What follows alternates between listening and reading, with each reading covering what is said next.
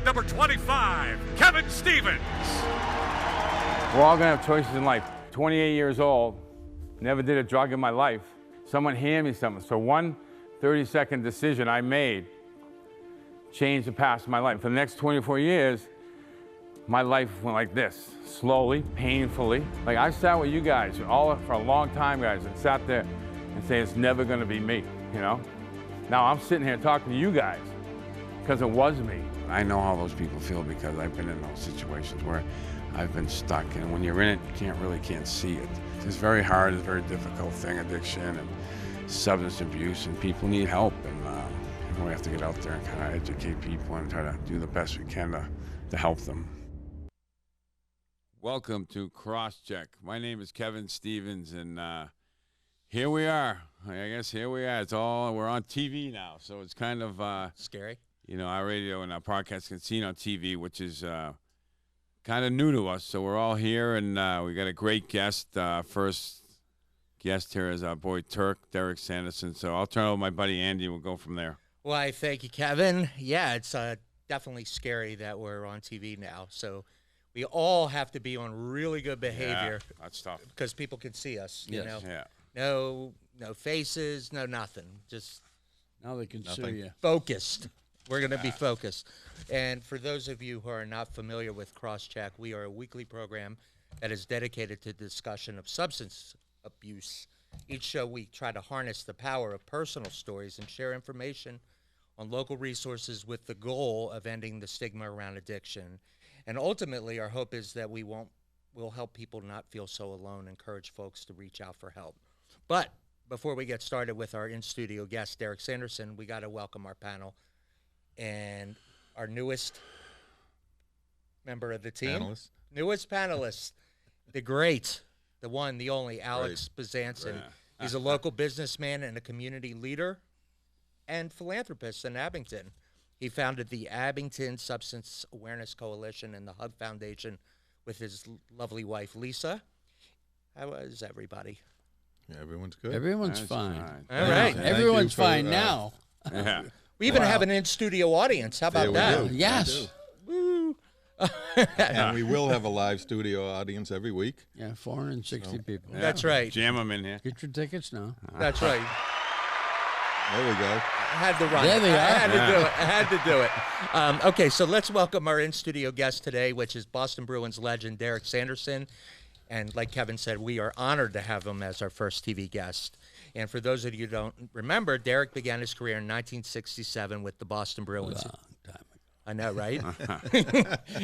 he was a key member. We never even had helmets or masks or nothing. Good stuff. Right? No equipment. Right, real When men. hockey was real, hockey. real men at that point.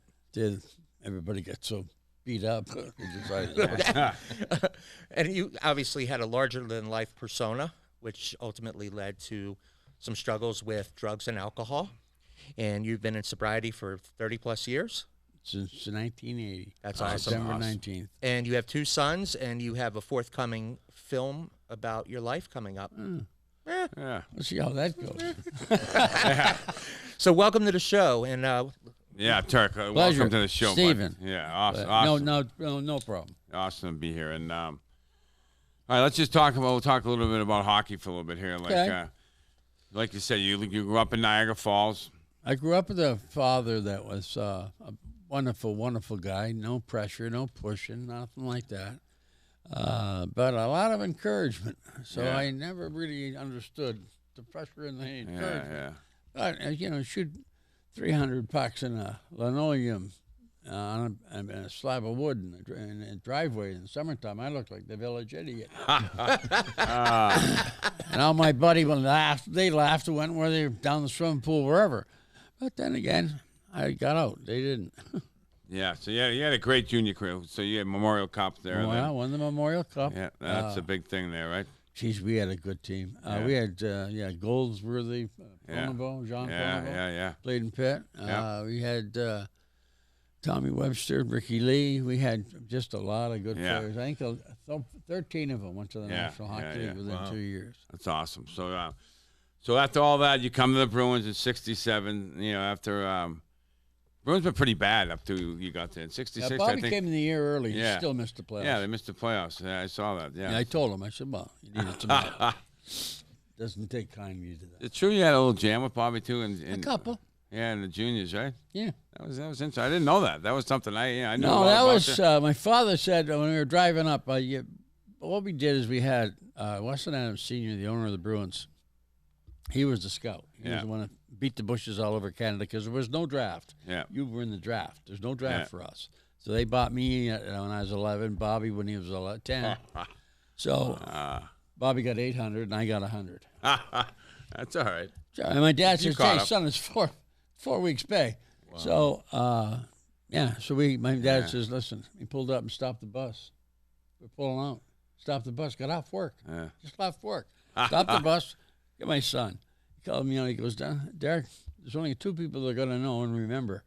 It's Bobby Orr and the one who beats him up. Oh, that's good. That is the truth, isn't it? Yeah? Yeah, you listen. You listen. That's a good thing. I listen a lot. I was very coachable. All right, so you get to Boston in '67, and how was your team? Like, how did you guys? Were you guys building a team?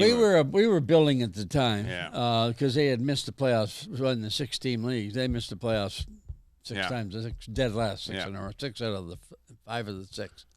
So they're rebuilding the team. But actually in '67, '68, the real team came. We got Donnie Ari, we got McKenzie, we got guys that filled the holes, and then they made that big switch trade with Chicago. Yeah.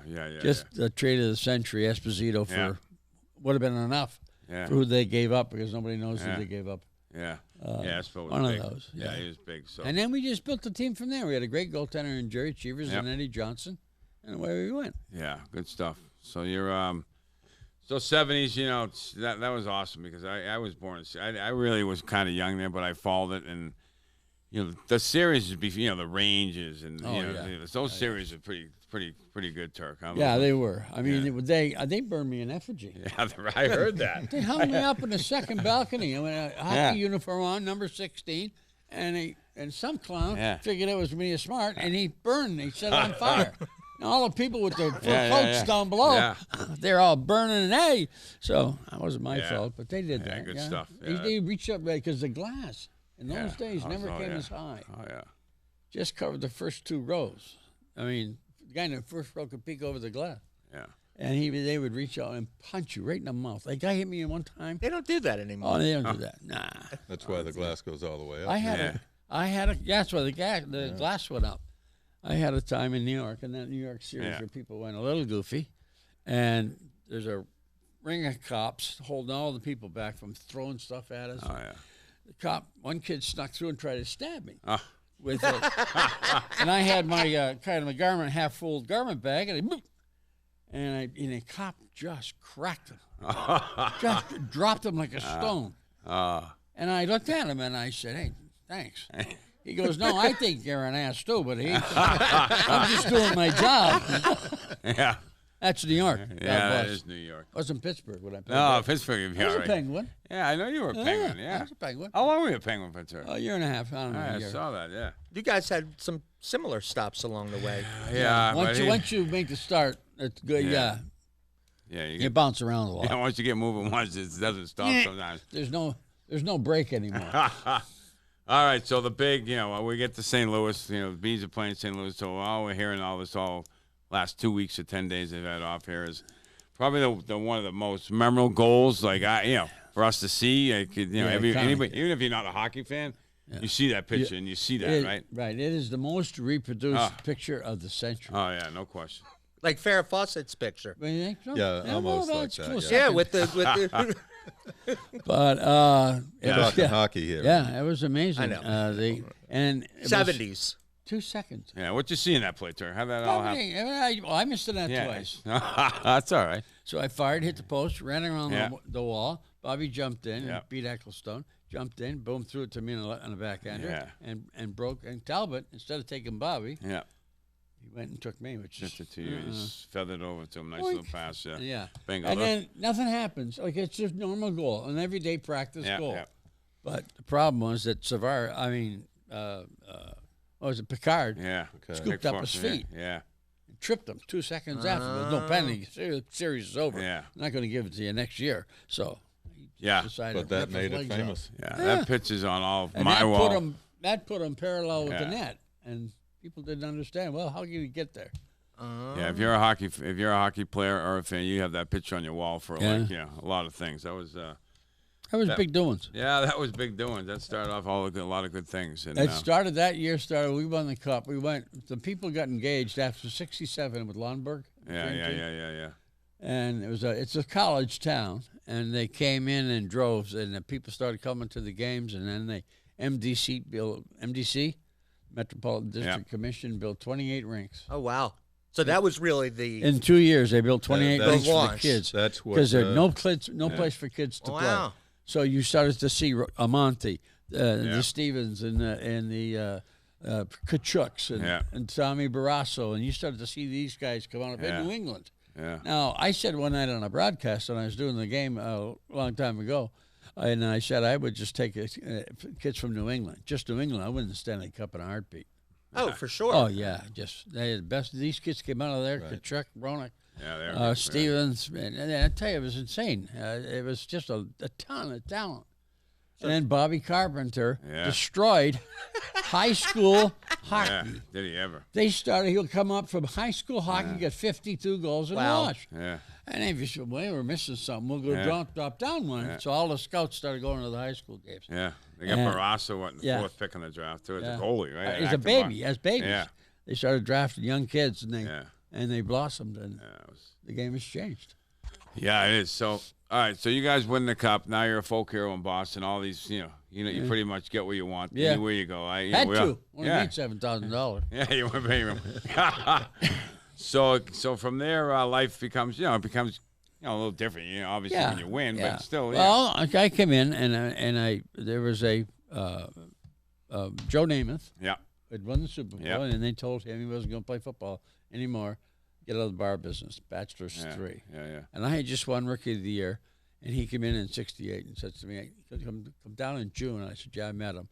And he says, "There's 4 guys, or number 1, but he's 2 rookies and milk." He says, and then there's Harrelson. He's 34. He's too old. The Red Sox going to trade him. Yeah. He says, "There's Tony Canigliaro. He's better looking than me, and I ain't ironing anybody like that." And he says, "Guess what? Then there's you. You're it." So I'll give you.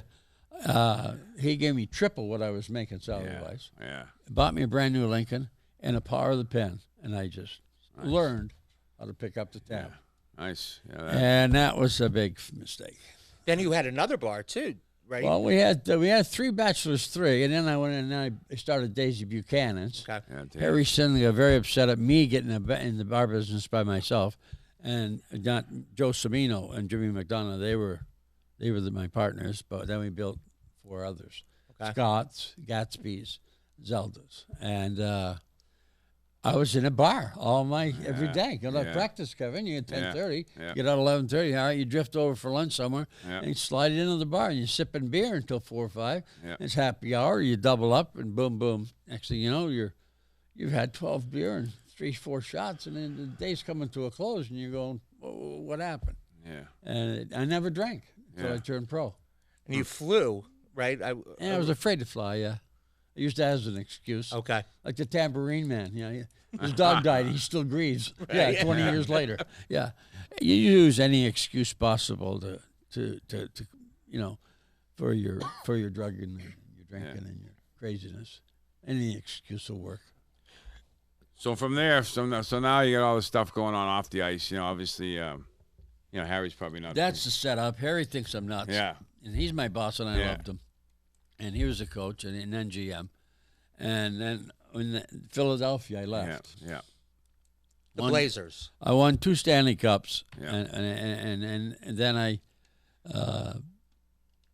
get an offer. Mackenzie says, "Hey, listen, I listened to him. Go listen to him." Yeah. And Johnny Mackenzie was my roommate. Yeah.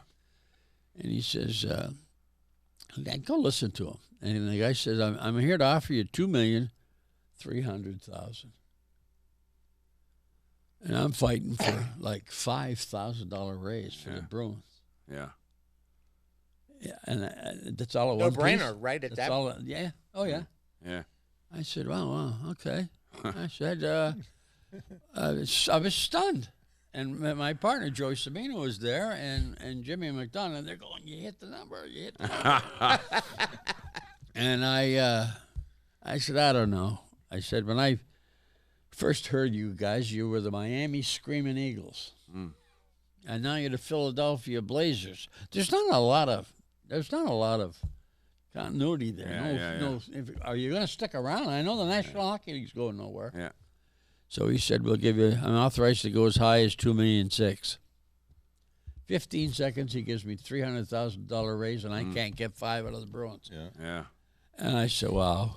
I said, I know what you're going to do. You'll sell the club, and they'll change it, and they'll move. I said, no, then we will not sell the club without your permission. I said, initial that. He initialed it. And I said, well, I want 2-bedroom suite in the road. I want this, I want that. And then I said at the end, and I tried to turn it down.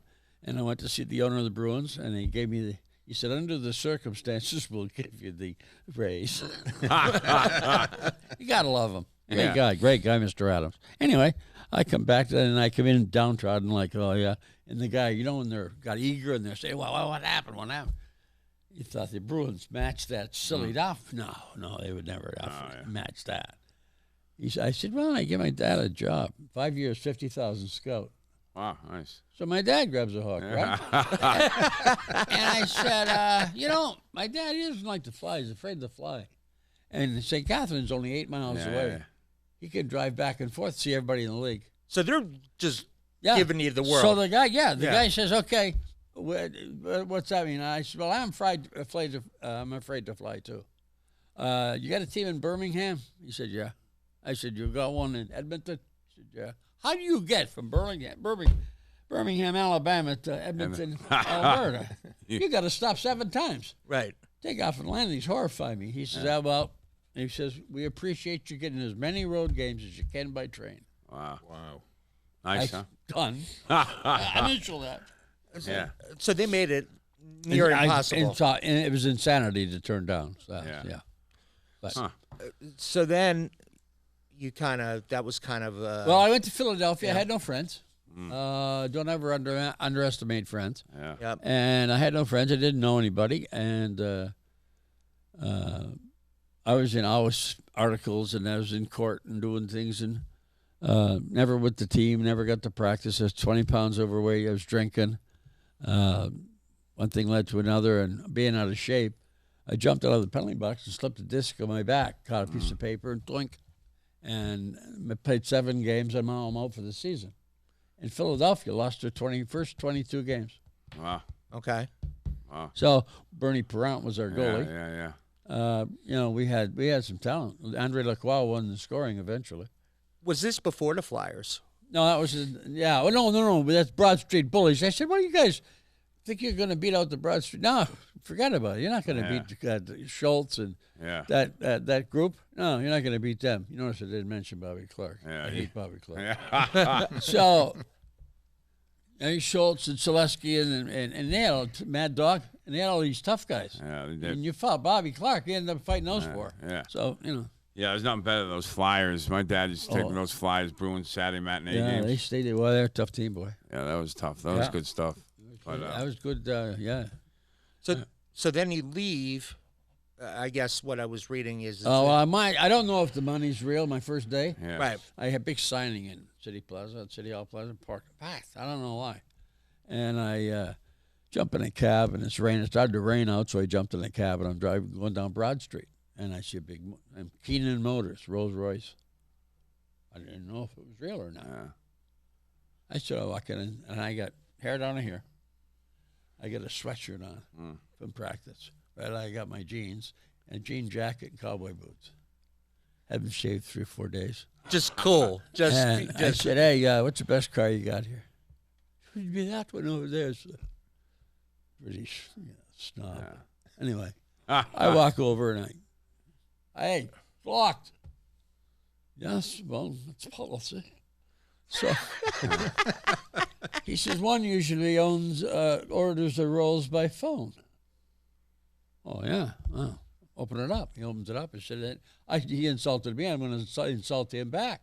So I get in there and I said, it's not very comfortable for $70,000. Now, $70,000, a lot of them. $80,000 was a lot of money for a car then. For $80,000. And he goes, sir, if you notice, this is a long wheelbase Silver Shadow limousine. If you'd be sitting in it, you owned it, you'd probably be sitting in the back. I thought about that. I wouldn't be driving it. Okay.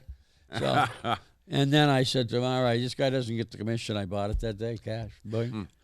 He let the car out, and the guy laughed at me when I was leaving. I said, yeah, laugh again. I went 5 blocks, ran out of gas. So can we pick back up? Yeah. All right, we're going to take a short break, and then we'll be right back with hockey legend. Myth. No, it's Derek really a Sanderson. We'll be right back on Crosscheck.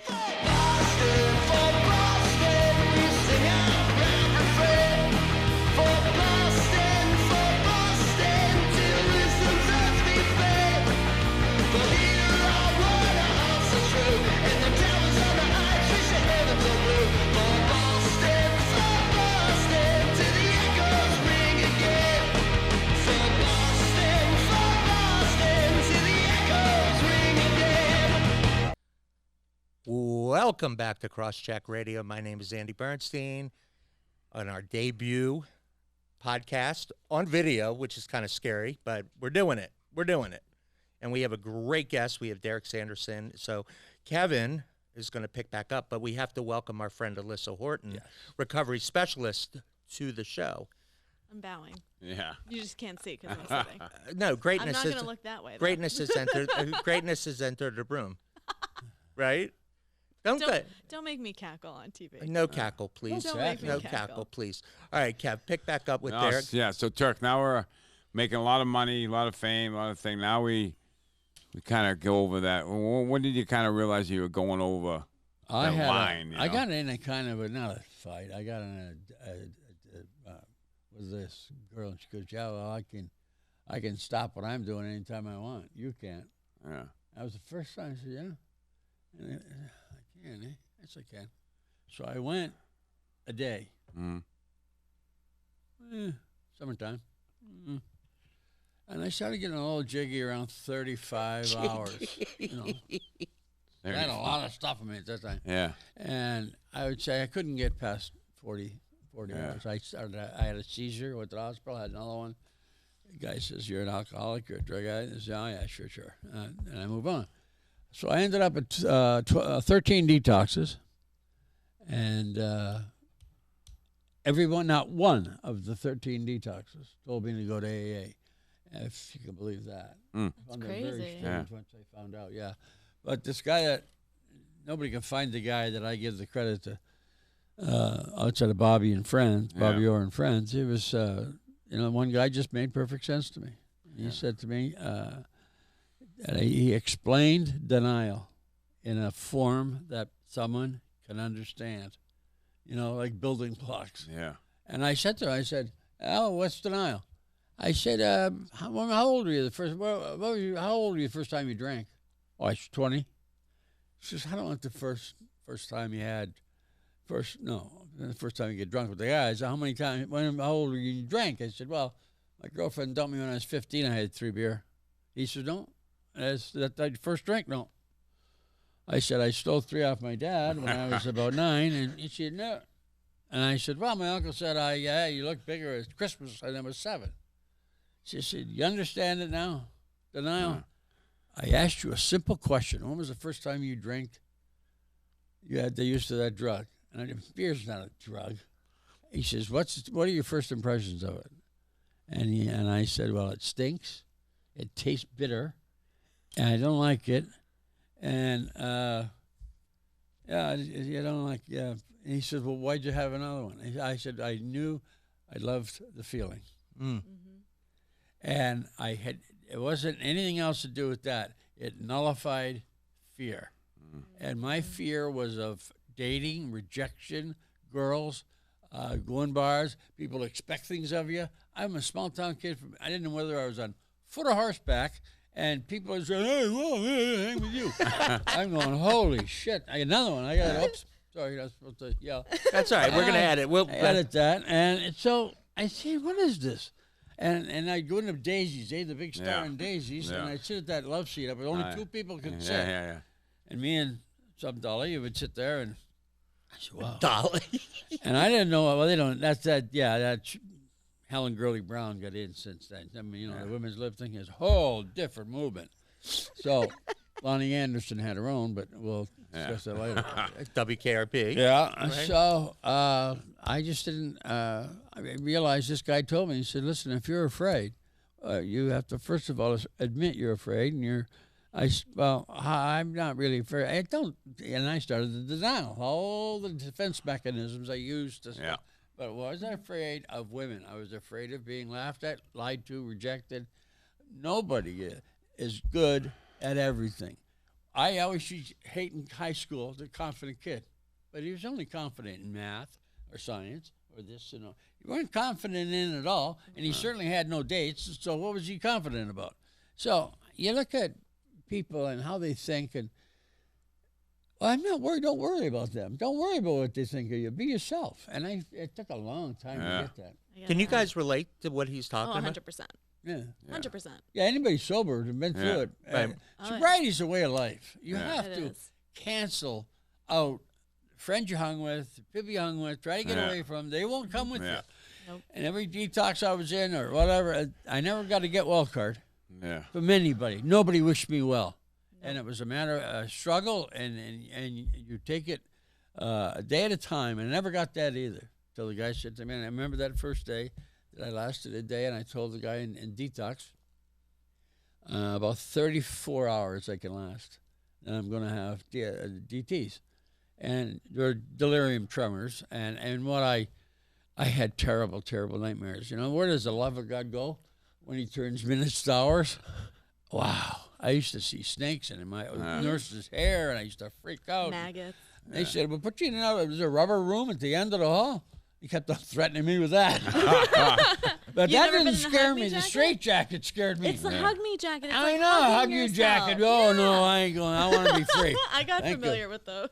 What is a hug me jacket? It's a straight jacket. Yeah, they lock you in. They put you in. no, You're it is. dangerous That's to what they yourself. call it, a and You're a hug me danger to jacket? somebody else. No, it's what I call it to make me feel better. I never heard that. That's what I tremendous. want. Right? Yeah, I come up with some I one-liners. said, what can I do? And the guy said, put my arms. Well, you got a straight jacket because I saw one of them.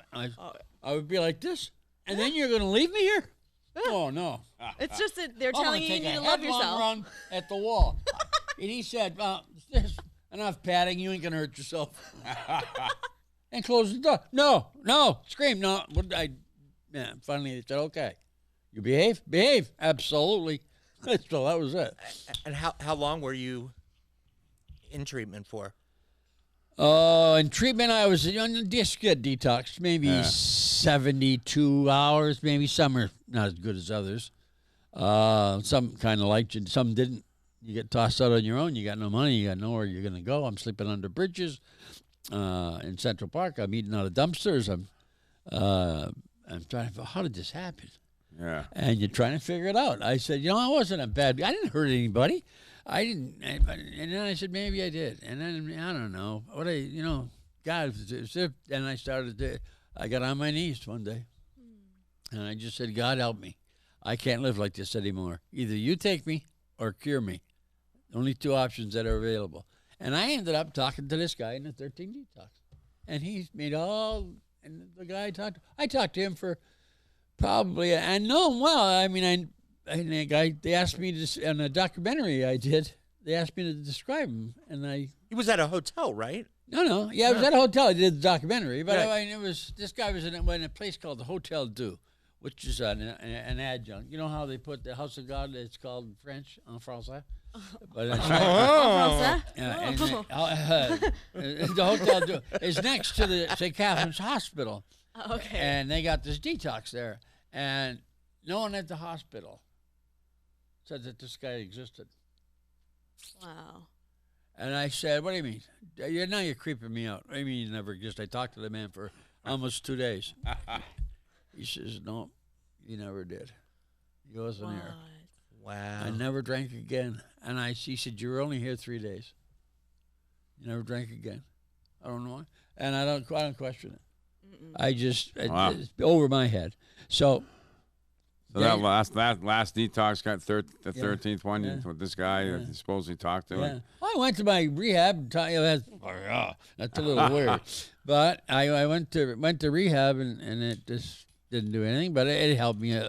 But basics, I guess. Yeah. But this guy made perfect sense to me. All of a sudden, there's no guy. But anyway, it was the key was day at a time and get on your knees. So what I did is I got on my knees every day.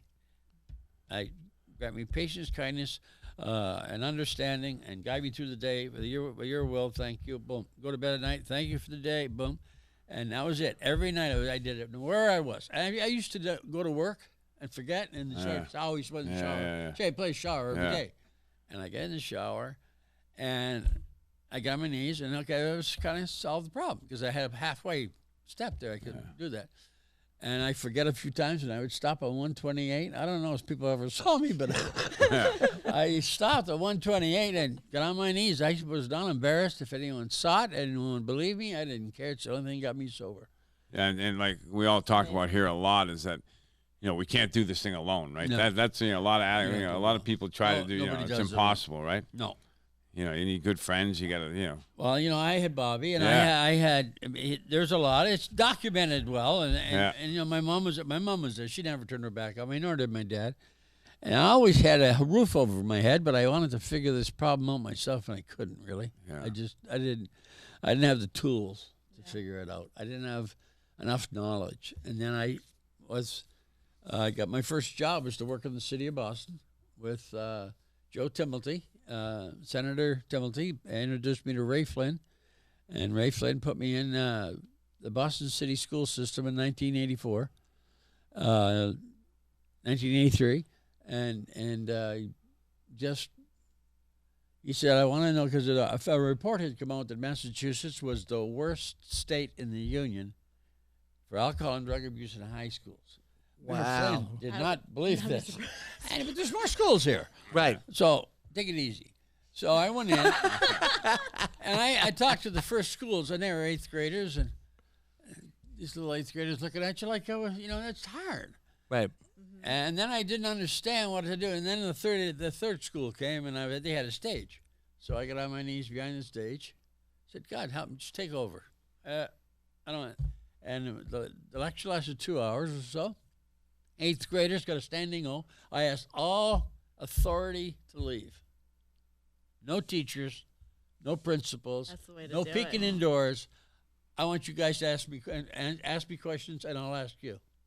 And we had a give and take, and it was that's what it was all about. The principal said to me, "I can't do that. You got that ring on it. You lose that." I said, "Don't worry about that stuff. These kids aren't going to rob me."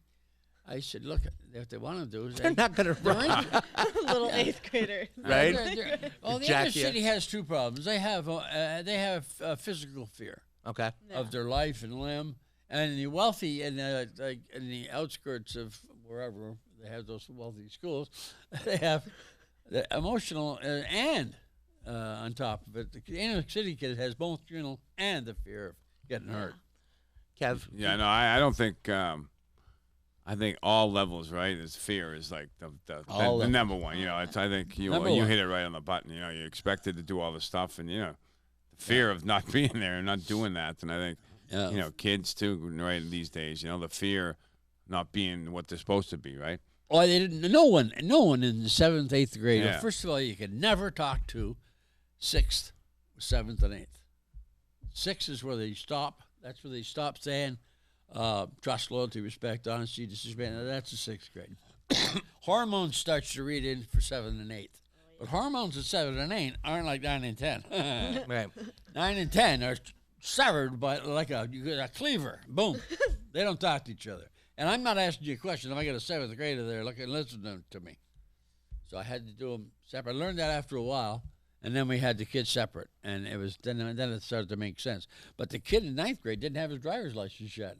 Unless he was a complete dummy and held back a little, but didn't have his driver's license. So 11th and 12th, they had, one's experimenting on 9th and 10th, sometimes 8th, and now they went with it was all about relationships with each other, with girls and dating and prom and who's this and who's that.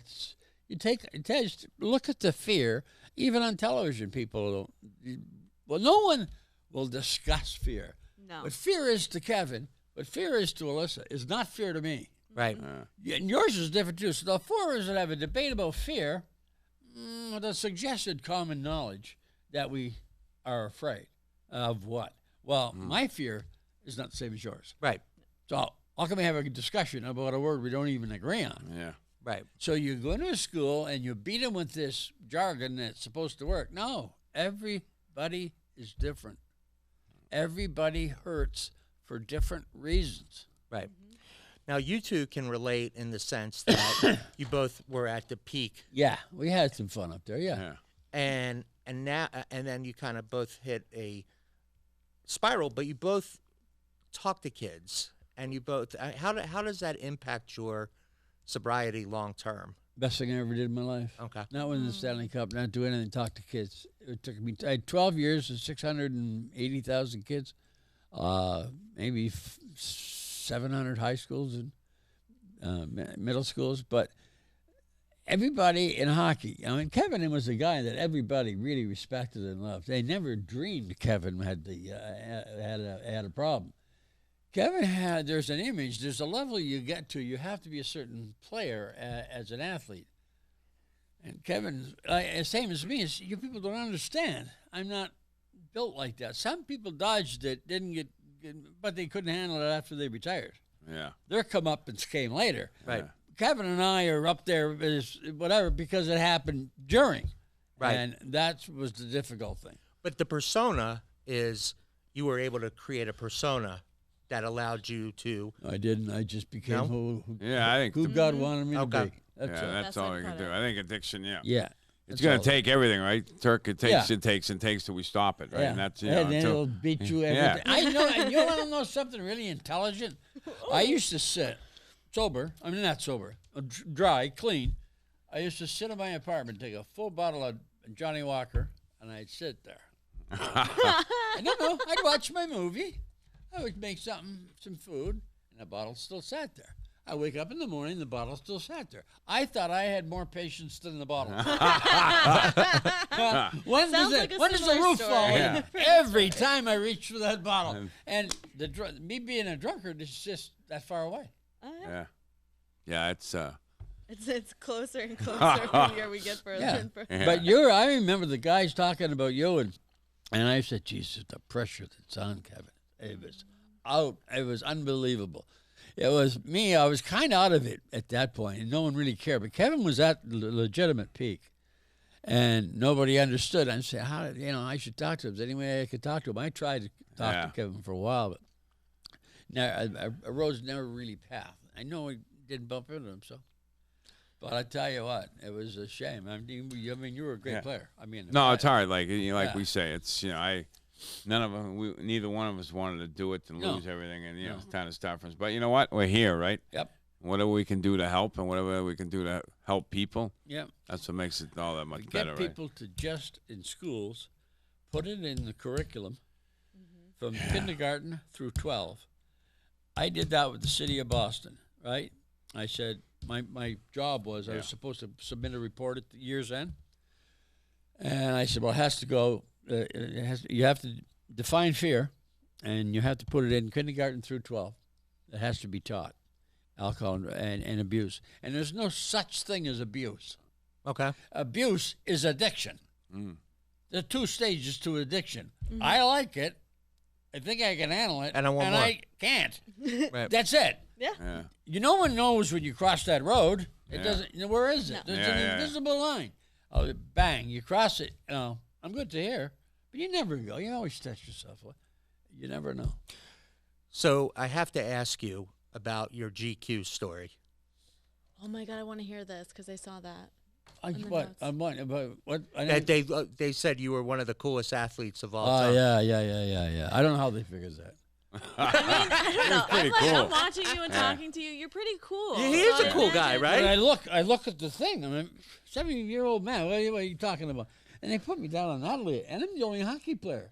pretty good. The guy says, "Where's Bobby Orr?" And he said, "Oh, not in this one." It's not as cool as you, right? Yeah. Oh, that's good. Bobby's doesn't drink. Yeah. There's a A lot lot of of you us guys, don't. right? A lot of guys, A lot right of there. us. Yeah. Well, people saw it happen and just said, Yeah. What do I drink for? Yeah. No need. So a lot of people are. There's what I always talked about was there's basic stages, right? There's the when you're a little bit. There's a social drinker. Let's label them that. And then there's the problem drinker, and then we'll label them that. And then there's the alcoholic. And there's only 3 types of drinkers. The rest don't drink. So those 3 exist, right? Yeah. What makes a social drinker not a problem drinker? Well, a social drinker is about, say it's an inch of a scale. That's a social drinker. That is 8% of the drinking population. That's that guy that says, let's go for a beer. And he goes, has a beer, and leaves. Doesn't even have to finish Why it. would you Why would you leave if you? I used to say to my wife, she said, they go for a beer. I said, she'd have a glass of wine and then she'd have a coffee. Why would you do that? It doesn't make any sense. None. Alcohol's a drug. It's a poison. It's an anesthetic. It makes us forget, and then eventually it makes you feel nothing. And then you have a coffee. So social drinkers are 8, right? So they're like this. And then about this is your problem. So your problem drinker starts off because he can't quit. Yeah. Right? Mm-hmm. I used to finish everyone else's drink when they left. What did you leave that for? too. So stupid. So Wasteful. yeah. Look at that. So I would go and I would, and then problem grays into black, and then you're an alcoholic. And that's about 35-40% of the population, and the rest is alcoholic. And people really don't know what constitutes an alcoholic.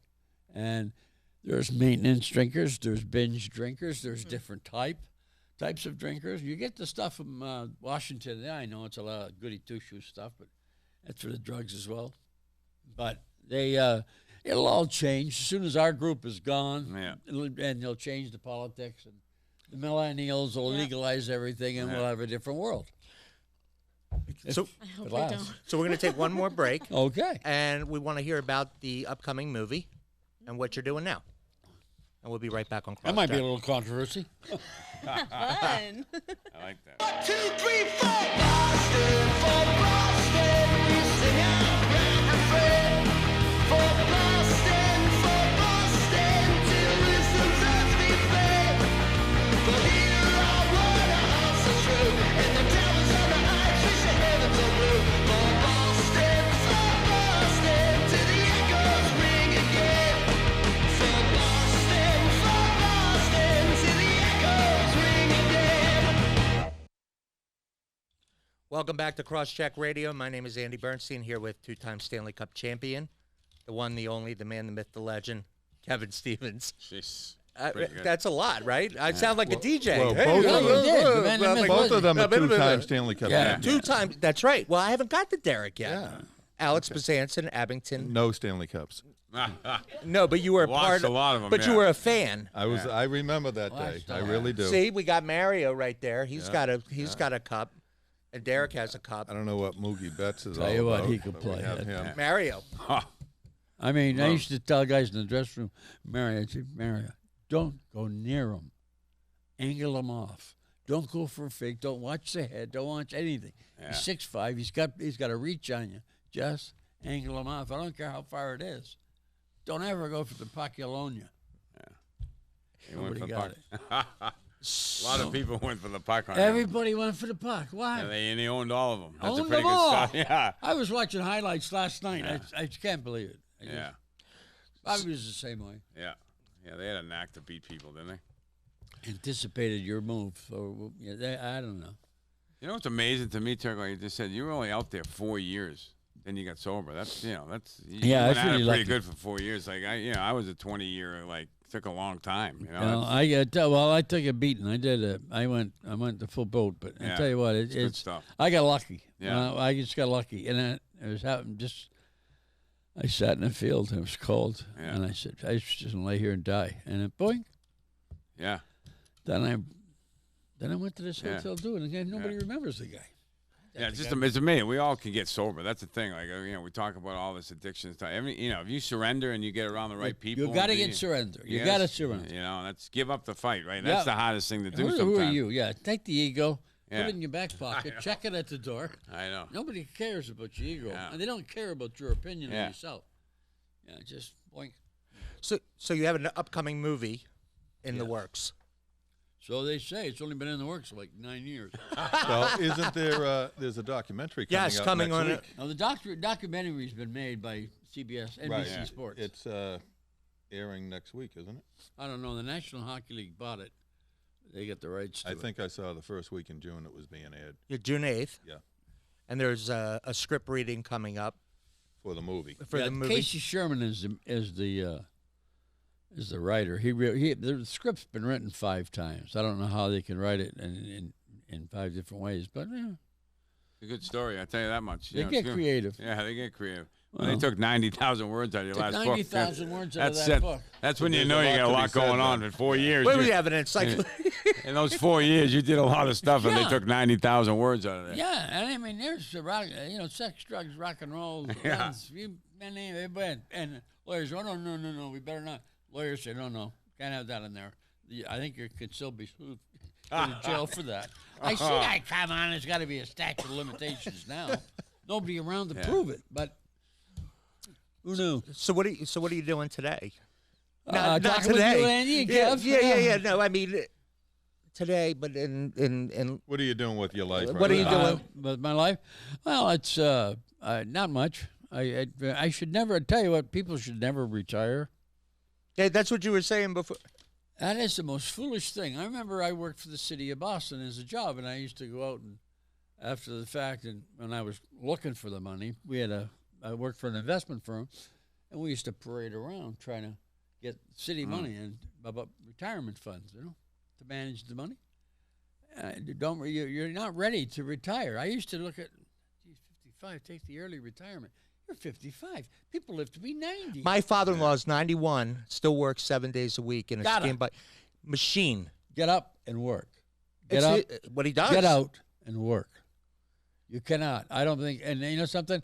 Eventually, the medical system is going to say, "Okay, we got to put a limit on this. Yeah. No more health treatment when it's 75." Yeah, I think you're right. I think the worst thing, Turk, is getting up and not really. You just get up and say, "Now what?" That's kind of. But now you get up, and then the battle for me is to get up and, like I say, and do what? So I read and do things. Yeah. I'd love to. I'd go back to talking. I should go back to the schools. Yeah. I should go back to. That was the happiest I ever was at 12 years doing that in the schools. Really? Well, without question, nothing We compared. could arrange that again. Nothing compared it, and it was and it was fun, and it was the city of Boston. It was a great place, but I realized that the cities, the school system, the educational department in this country has no clue. Yeah. They'd have no clue how to save our kids, and they are going down the tubes fast. Sure. So if you don't educate these kids, if you don't spend the money, right, that it costs. I remember when I went to the city of Boston, they said to me, they put pencil to paper and said, well, I think it's $18,400,000 at time and a half. The teachers union one. They bickered back and forth. I figured out a way to how to get $14 million to solve the problem. And the janitors union wouldn't let me do it. And the money's there now. I mean, the money's there, but I don't know what. Federal government says it's there, but, they got some nutcakes there too. But there's a lot of money it's going to cost to stop this epidemic. It's when it's totally. Look what we did for AIDS. We turned the country on its heel. There was more things done for AIDS. When I was in the alcohol awareness program, by that time I was out teaching kids, they took all the money away. The schools couldn't do anything because all the money went to AIDS. Right. And so I don't begrudge the age, but you should have kept the money for the alcoholism and drug addiction. There needs to be a shift, and this really, And it's so important. I think you're right because education and getting out there, and because when you get out there and talk to people, even people that don't want to listen. Right? So you're out there like you're hitting people maybe that don't. Plant the seed, move on. Yeah. I've lost in recovery. I probably maybe maybe 12 people. Right out of the 400 or 500, these people don't get the higher power thing. They don't get it. They just can't. They try to do it by the rules that man lives by. No, it's a spiritual thing. You've got to. Sobriety is a way of life. Right. And that's it. And that's what you got to do. And if you can get that and stay employed, and you got something. Are you happy?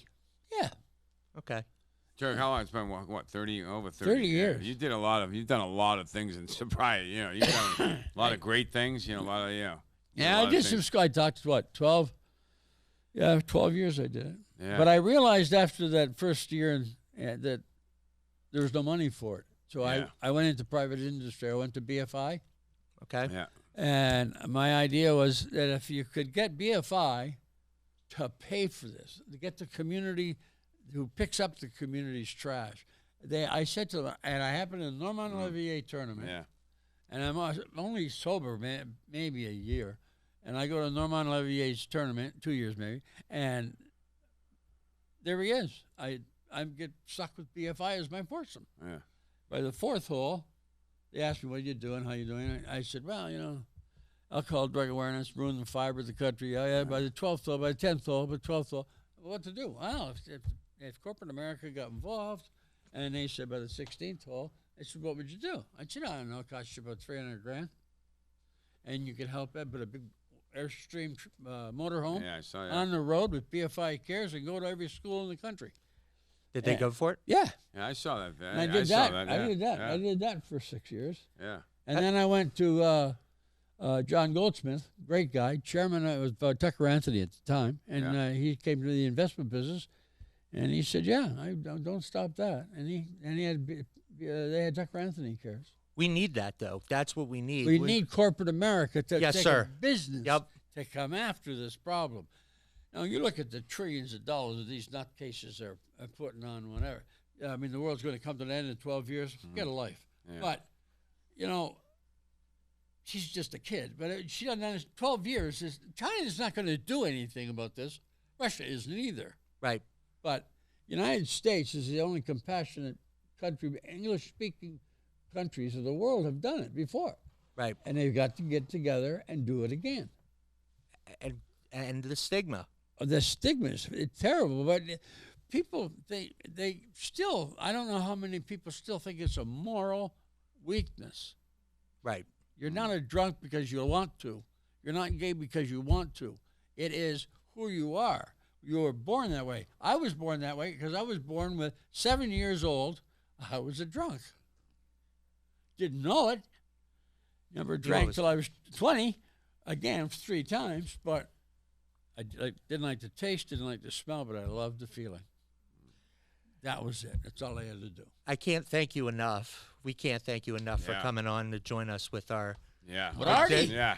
No problems. I was a penguin, but I wasn't much of a penguin. Well, you were there when they didn't wear black and gold, right? Ooh. Blue, maybe, right? Blue. I was the little powder blue penguin. Blue, white, yeah. Yeah. Yeah, then you guys stole the Bruins colors. Harry City got very upset with that. That's right.